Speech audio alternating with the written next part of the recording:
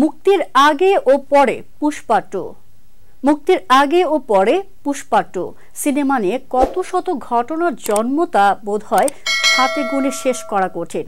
এসবের মধ্যে সবচেয়ে আলোচিত ছিল সিনেমাটির প্রিমিয়ারে পদপিষ্ট হয়ে নারীর মৃত্যু ও তার ছেলে গুরুতর আহত হওয়ার ঘটনা। এজন্য জেলেও যেতে হয়েছে অভিনেতা আল্লু অর্জুনকে। শুধু তাই নয়, তার বাড়িতে হয়েছে হামলা। অবশ্য সেই মামলায় সম্প্রতি জামিন পেয়েছেন তিনি।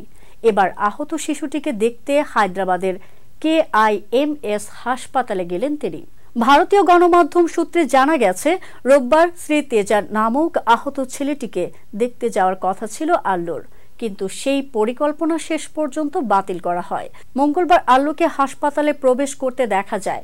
নায়ককে এক নজর দেখতে মঙ্গলবারও হাসপাতালের বাইরেও অনুরাগীরাও ভিড় করেন। কিন্তু অভিনেতা হাসপাতালে আসার আগে থেকেই নিরাপত্তা ব্যবস্থা আরও জোরদার করা হয়। হাসপাতালে আধ ঘন্টার মতো সময় কাটান আল্লু অর্জুন। তার সঙ্গে ছিলেন তেলেঙ্গানা স্টেট ফিল্ম ডেভেলপমেন্ট কর্পোরেশনের চেয়ারম্যান দিল রাজু। তারা শ্রী তেজের স্বাস্থ্য নিয়ে কথা বলেন চিকিৎসকের সঙ্গে। পাশাপাশি তেজের বাবার সঙ্গেও কথা বলেন আল্লু।